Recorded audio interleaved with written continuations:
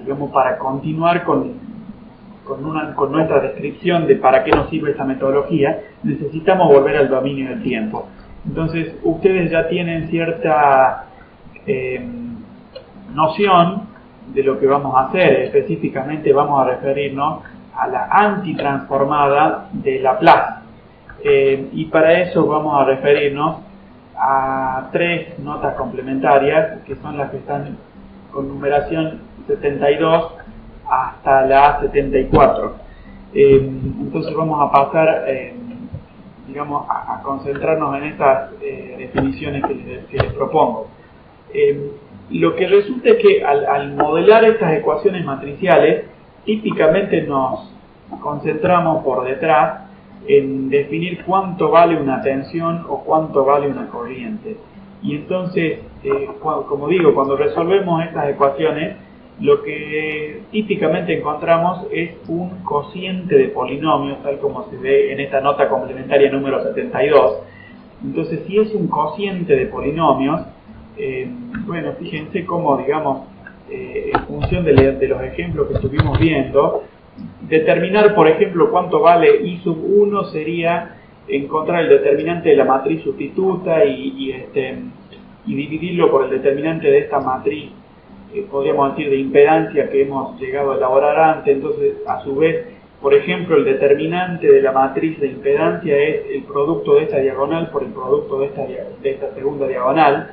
Entonces, son productos de polinomios y a su vez cocientes entre polinomios. Entonces, efectivamente se trata de analizar cocientes entre polinomios, lo que sigue a la metodología que estamos presentando. Bueno, entonces, si es un cociente de polinomios una cierta f de s, por ejemplo, representando alguna tensión o alguna corriente, entonces para ser generales le llamamos f de s, podemos identificar el numerador y podemos identificar el denominador de ese cociente de polinomios. Decimos que el numerador tiene un orden m, el denominador tiene un orden n, bueno, y esa es la expresión, digamos, general del polinomio. No obstante, a partir de eso sabemos que un polinomio tiene raíces. Entonces, buscando las x sub r raíces, podemos expresar el polinomio por esta expresión. Un polinomio cualquiera que tiene esta cantidad de raíces, podemos ponerlo como un producto de la variable en diferencia con las raíces, y a su vez, digamos, considerando que hay un factor, digamos, de escalamiento. Bueno, entonces esa lógica es la que hemos, digamos, seguido para transformar esta expresión de f de s en esta nueva expresión de f de s, donde están explícitas las raíces del numerador y las del denominador. Entonces podemos decir que hay m raíces en el numerador y les vamos a llamar ceros, mientras que hay n raíces en el denominador y les vamos a llamar polos.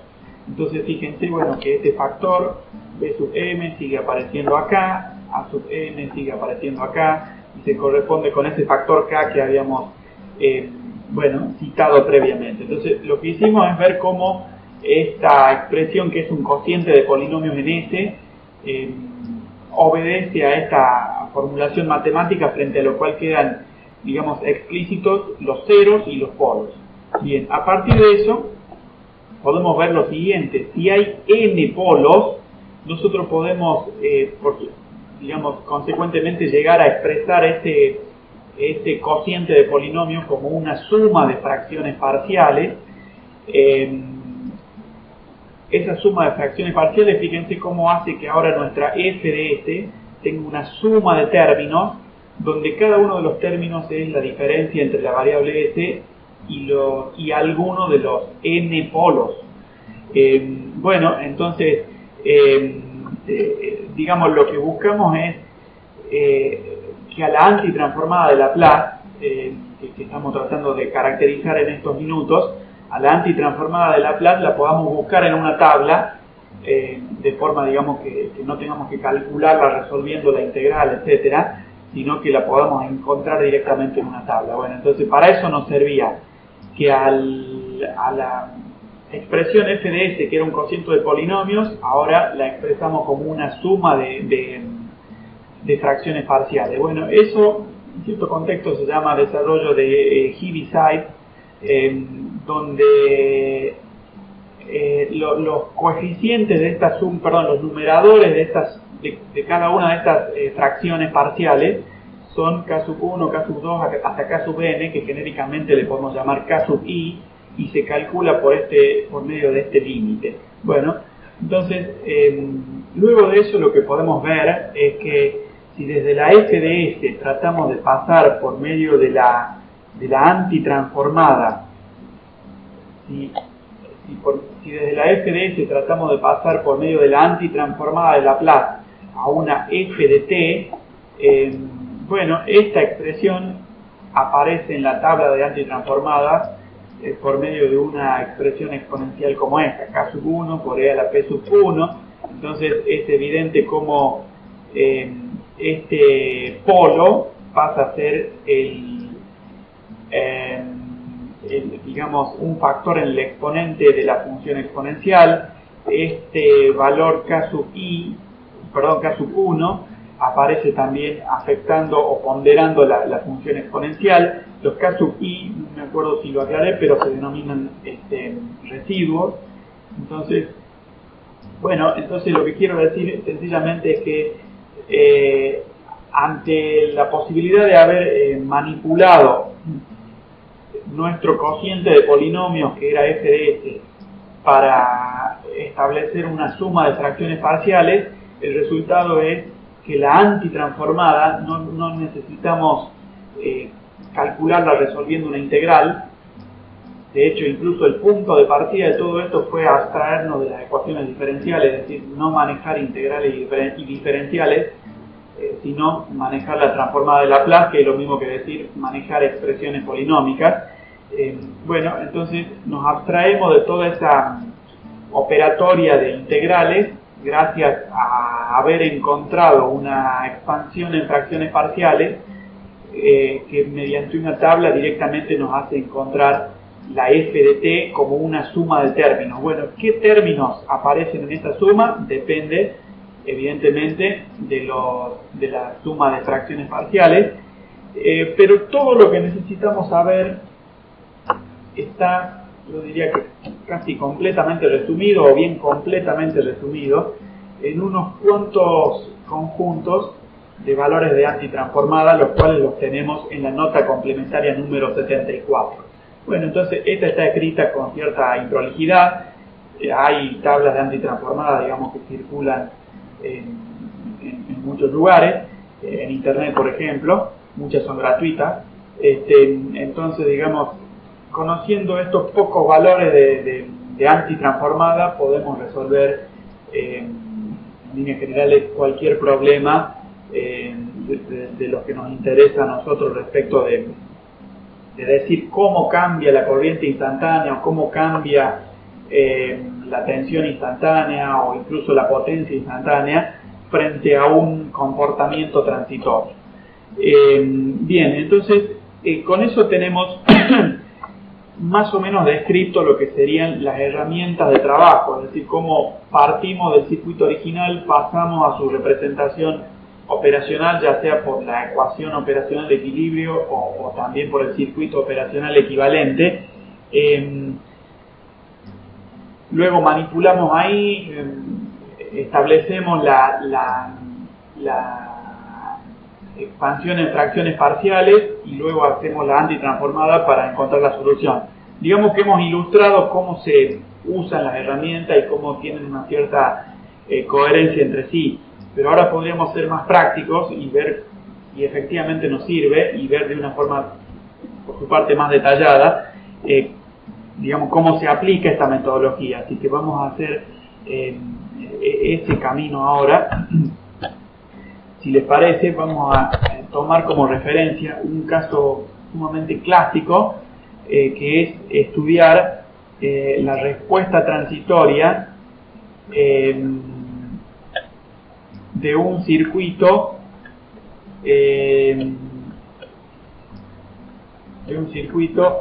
RC podríamos aclarar serie.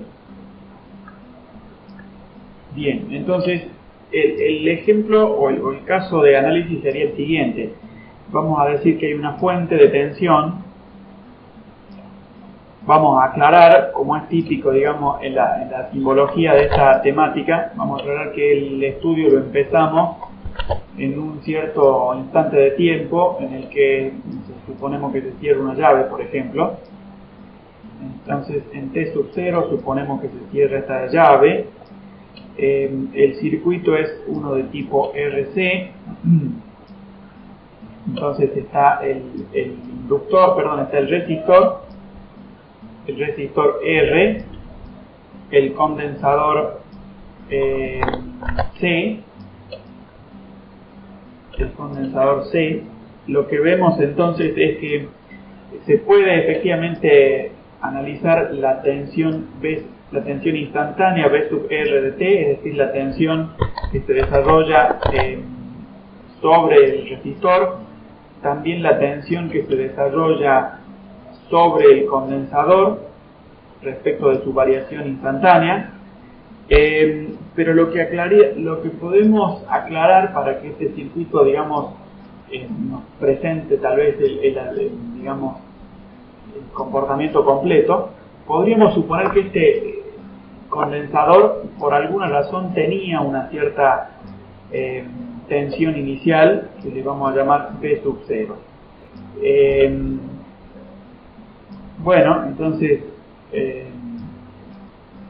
bien, entonces acá nos falta decir que esta es Bs de T, esta es la corriente I de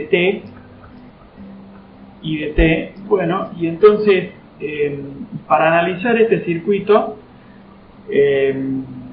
vamos a decir que, bueno, existe efectivamente una condición inicial que es entonces una condición inicial que es, digamos, contenida en V sub 0. Vamos a decir que se supone que V sub S de T podría ser directamente la vamos a modelar directamente como una tensión E. Bien, entonces,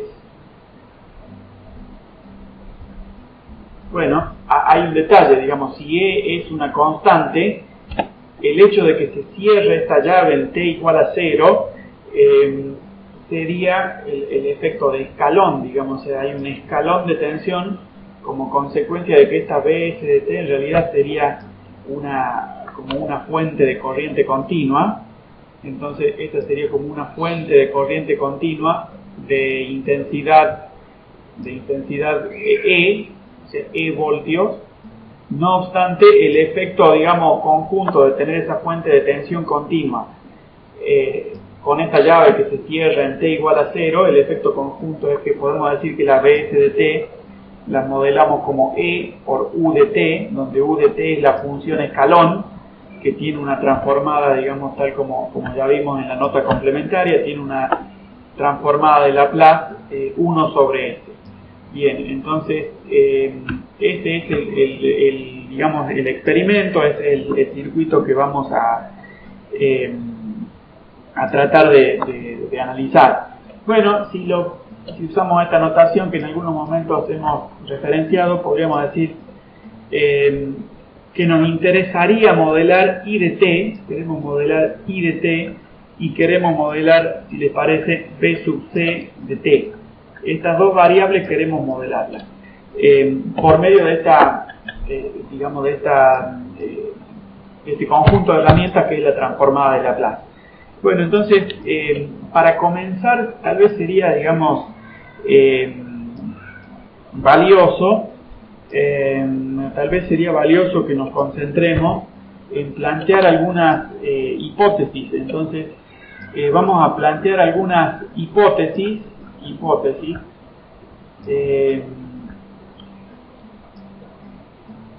en primer lugar para condiciones iniciales nulas. para condiciones iniciales nulas. Bueno, entonces la idea es que toda esta metodología de a poco la vamos a ir, digamos, ¿cómo se diría? Ejercitando, y la vamos a ir manejando cada vez con mayor habilidad, pero no obstante, en este punto en que recién estamos comenzando, sería de ayuda buscar que nuestras definiciones se correspondan con la interpretación, digamos, física que ya estamos capacitados para hacer hasta este momento. Entonces nos concentraríamos en eso. Entonces lo que podemos hacer es concentrarnos en este par de hipótesis que les propongo. Bien, entonces podríamos pensar en que si trazamos, por ejemplo, B sub C de T, bueno, podríamos hacer así, podríamos poner dos ejes, uno para B sub C de T, uno para B sub C de T, el segundo para la corriente I de T, y entonces lo que podemos decir es que si suponemos condiciones iniciales nulas, lo que hemos venido estudiando en física es que este condensador se carga, es decir, que el condensador tiene una tensión nula, en T igual a 0, por ejemplo, tiene una condición de carga nula. Entonces, si son condiciones nulas, digamos precisamente, B sub C vale 0 en todos los instantes de tiempo hasta que se prende la llave.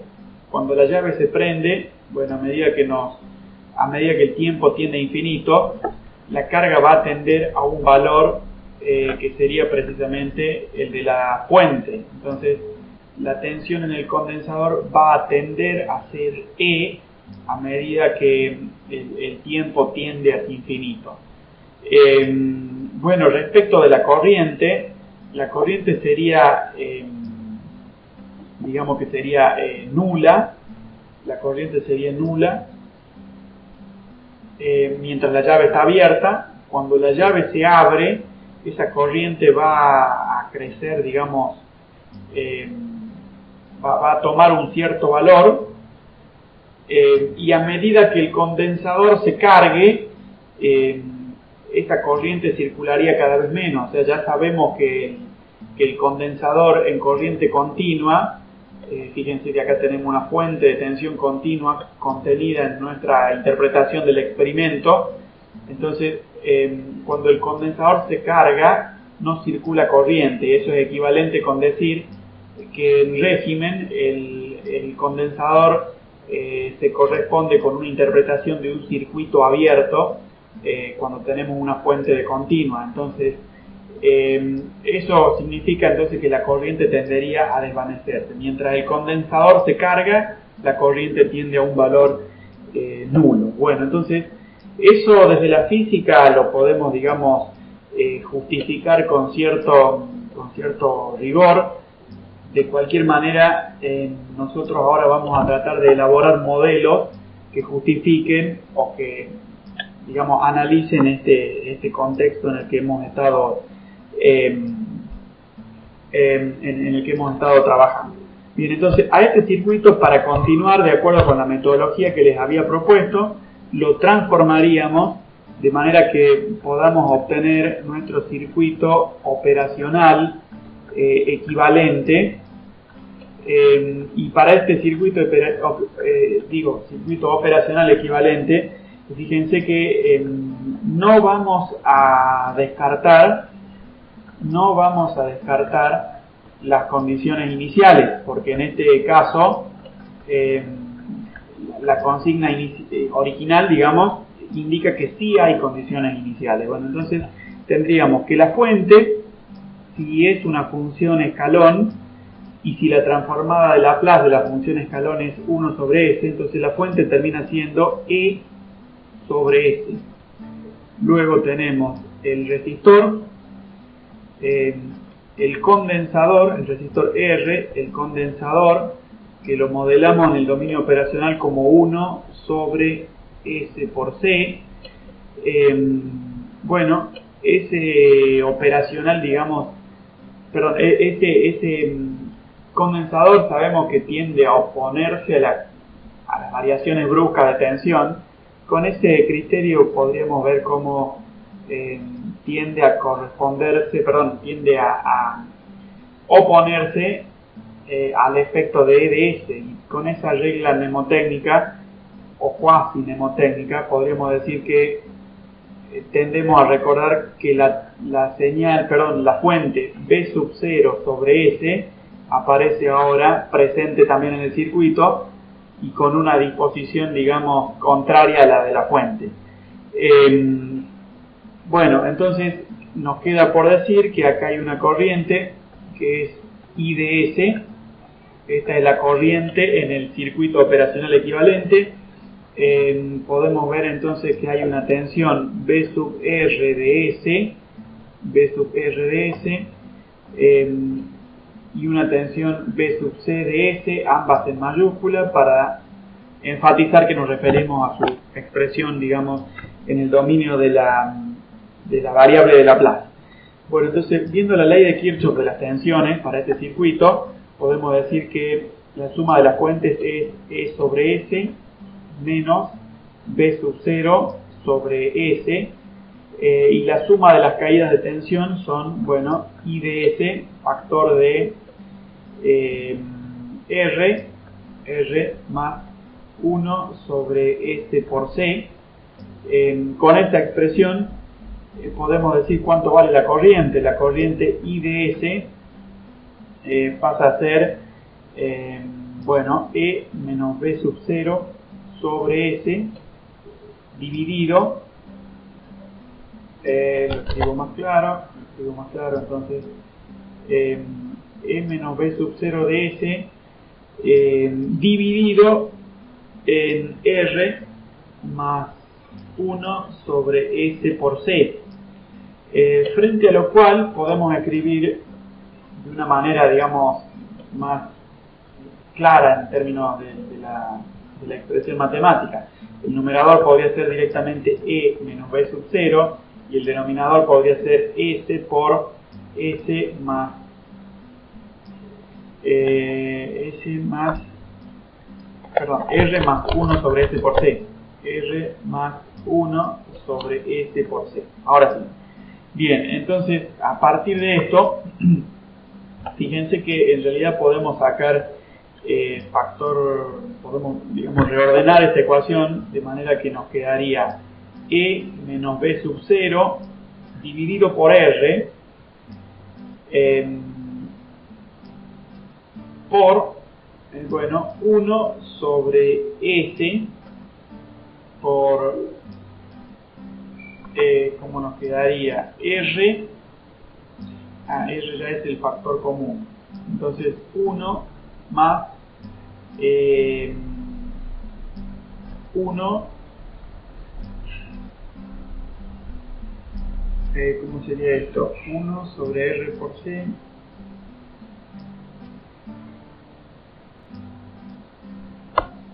bueno, entonces teníamos E menos B sub 0 por R, claro, distribuimos la variable R, entonces de esa manera nos queda algo más entendible. Bueno, acá podríamos poner directamente S más 1 sobre R por C. Bien, entonces a partir de eso tenemos una expresión relativamente compacta, podríamos decir, de nuestra corriente IDS. Entonces esta es IDS, esta es la expresión, si se quiere, más compacta que hemos llegado a establecer hasta acá.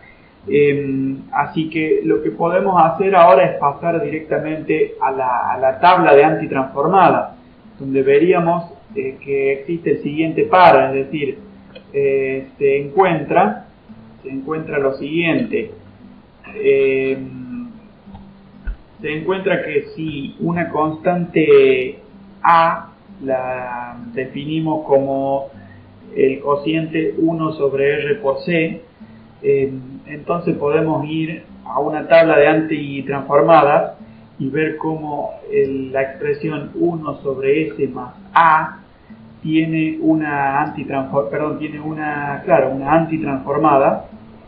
una antitransformada de Laplace que se escribe como E a la menos A por T, E a la menos A por T. Bien, entonces eso significaría que si ya tenemos expresada nuestra corriente IDS, ahora podemos, por medio de de esta relación de antitransformación que está tabulada, no tenemos que resolver la integral, ahora directamente podemos decir que la corriente I de T resulta dada de esta forma, resulta E menos B sub 0 sobre R por E sería a la menos T sobre R por C. T sobre R por C. Bien, entonces a partir de acá tenemos expresada una de las incógnitas, que era la ley de variación temporal para la corriente. ¿Cómo lo hicimos? Bueno, encontrando la transformada de Laplace y luego antitransformando. Si ahora pensamos en la tensión en el condensador, bueno, entonces si ahora pensamos en la otra incógnita, que era cuánto vale la tensión instantánea sobre los terminales del condensador, bueno, podemos referirnos a este desarrollo. Entonces vamos a concentrarnos en la tensión que se ve en el capacitor,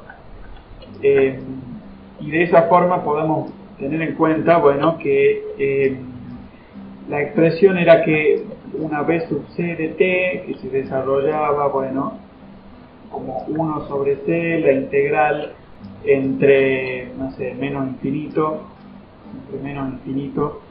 y T de la corriente I de tau por diferencial de tau.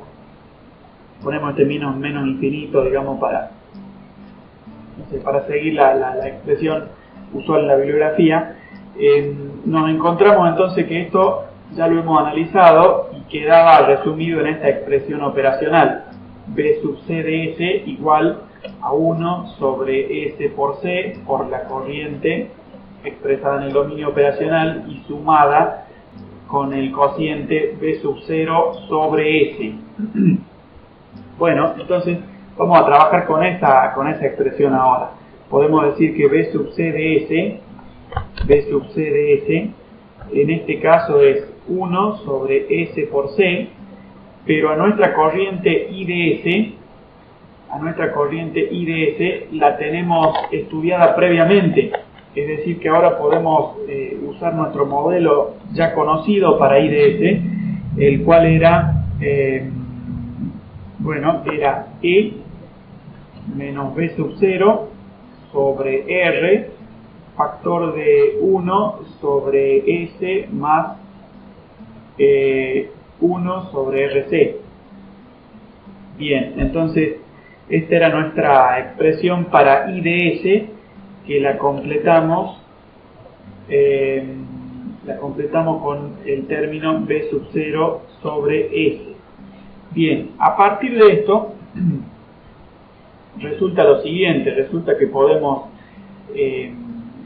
reescribir algunos términos de forma que ahora podemos escribir esta ecuación. Podríamos decir E menos B sub 0 sobre R por C,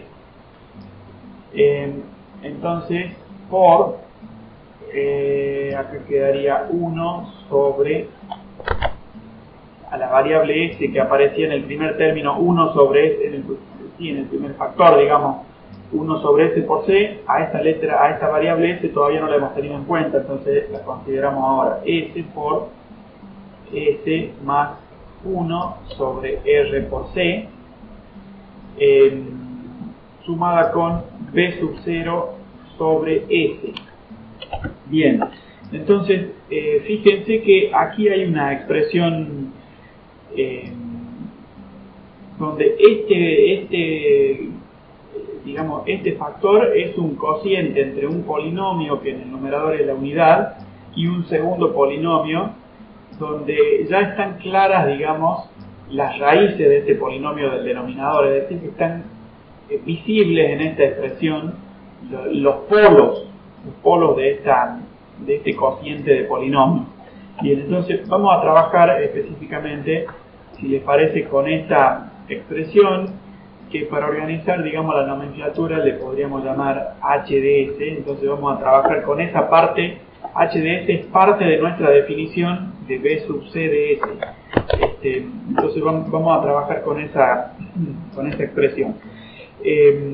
Podemos decir entonces que al estudiar HDS encontramos estas observaciones. Vamos a decir entonces que HDS es, bueno, E menos B sub 0 dividido en R por C, factor de el cociente entre la unidad y S por S más 1 sobre R por C. Bien, entonces en esta expresión lo que ya anticipamos es como hay dos polos. Entonces, si hay dos polos y tenemos esta expresión que es relativamente sencilla, pero si vamos a una tabla de antitransformada, seguramente no encontramos la antitransformada de esta expresión HDS. O sea, lo que queremos hacer es encontrar B sub C de T. Para eso hemos trabajado con B sub C de S y hemos llegado a las expresiones que ya tenemos. Pero finalmente tenemos que volver al dominio del tiempo.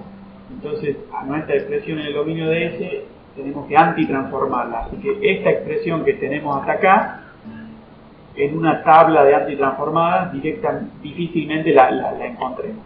Algo que sí vamos a encontrar es lo que podemos manejar si a esta expresión la expandimos en fracciones parciales. Entonces vamos a buscar el equivalente de HDS dado en una suma de fracciones parciales. Eso sería lo siguiente.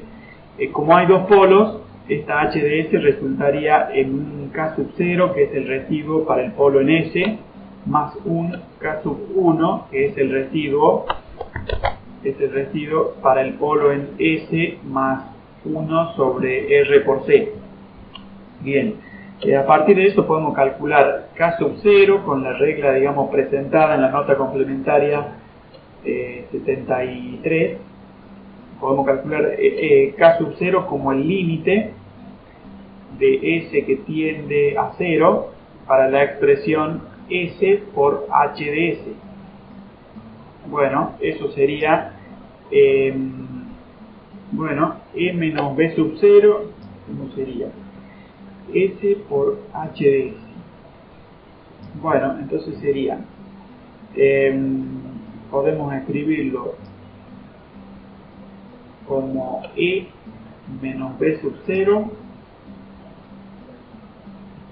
Bueno, hago el desarrollo completo. Entonces esto sería el límite con S que tiende a 0 de S por E menos, digo así, E menos B sub 0 sobre R por C por 1 sobre S por S más 1 sobre R por C. Entonces esto es S por HDS.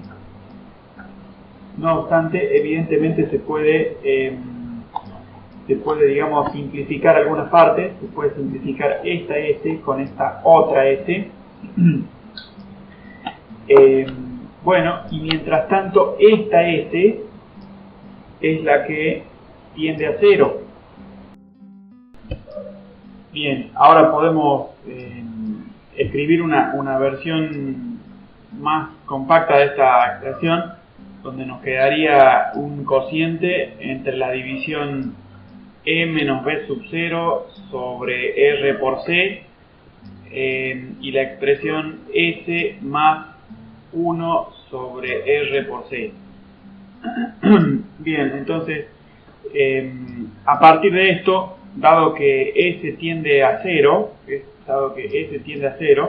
realidad podemos escribir 0 más R por C, y entonces podemos simplificar estas expresiones frente a lo que finalmente decimos que el residuo K sub 0 vale E menos B sub 0.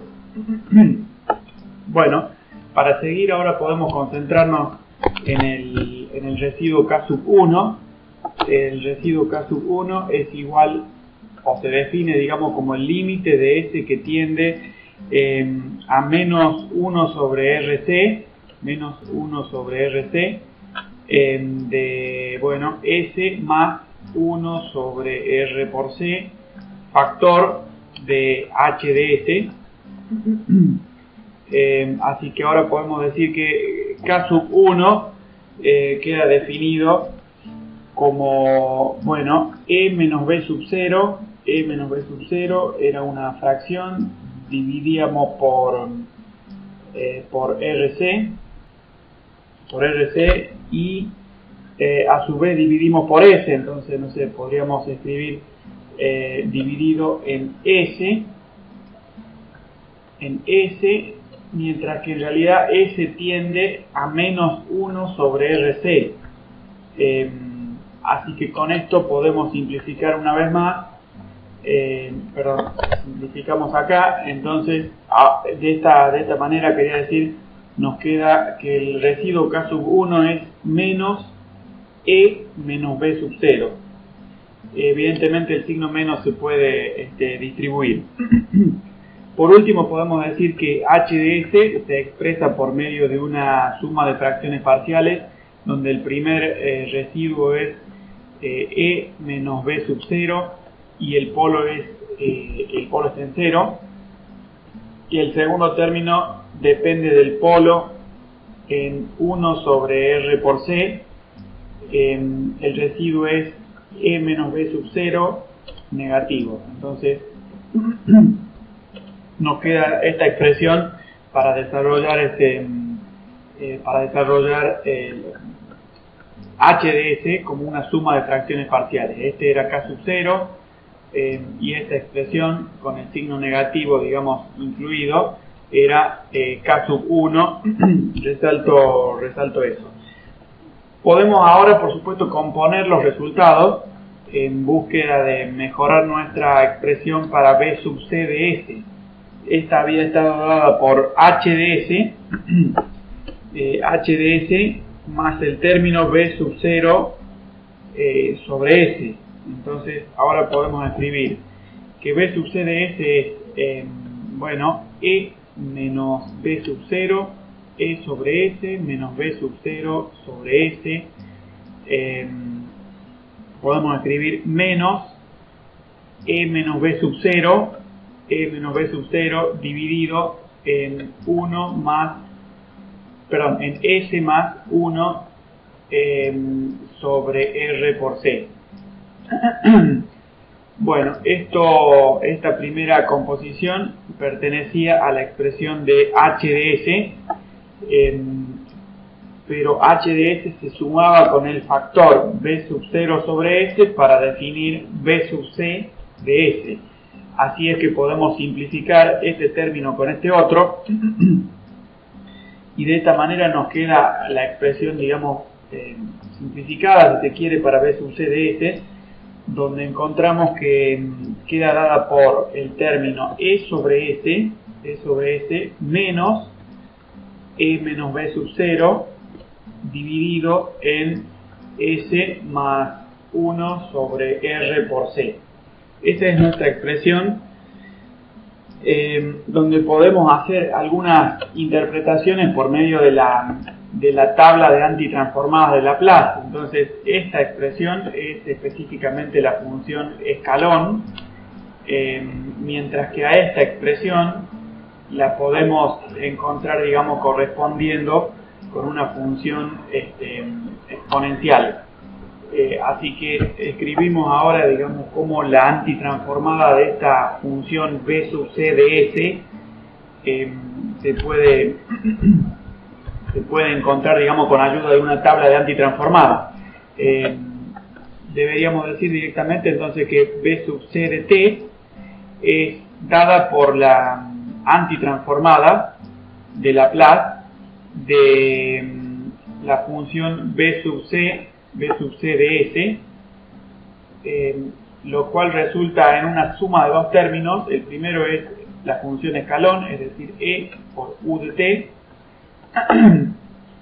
El segundo término es bueno, negativo, entonces menos e menos b sub 0 por e a la menos t sobre r por c. Bueno, entonces deberíamos aclarar que esto se cumple cuando el tiempo es mayor que 0, digamos, como resultado de la antitransformada de Laplace. Bueno, entonces esto, digamos, ¿cómo podríamos decir? Respecto de la simbología, podríamos aclarar esto y omitir tal vez la expresión de u de t, o bien, digamos, no sé, podemos dejar u de t y se vuelve, digamos, relativo si nos hace falta aclarar que nuestro desarrollo es para t positivo. Bueno, pero eso, digamos, es el desarrollo, digamos, principal. Bueno, entonces con esto podemos ver, si les parece, una nota complementaria que es la número 75, donde encontramos por último, digamos, la definición o los trazos para estas curvas. Entonces tenemos repetida nuestra representación gráfica del circuito original. Está también en la nota 75 el detalle, digamos, gráfico del circuito operacional equivalente. Bueno, y entonces respecto de b sub c, lo que vemos es que el trazo comienza en el valor dado por la condición inicial. Esta es la condición inicial.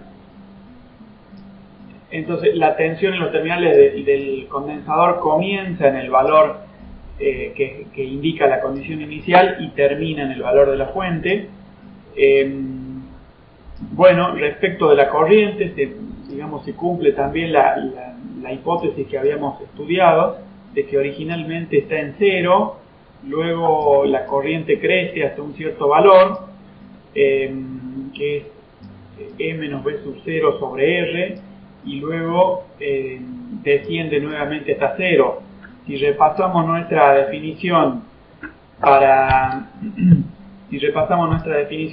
I de t, podemos ver, digamos, que para tiempos mayores que 0, esto se cumpliría específicamente para tiempos mayores que 0,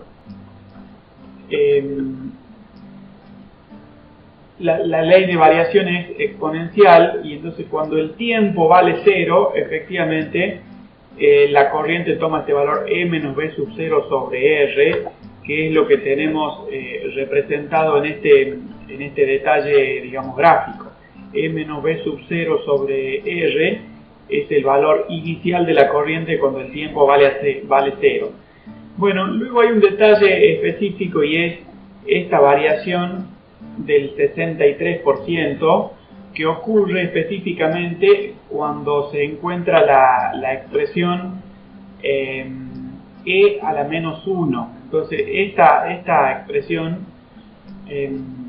esta variación, perdón, del 63%, tiene lugar cuando en el modelo matemático aparece la expresión E a la menos 1.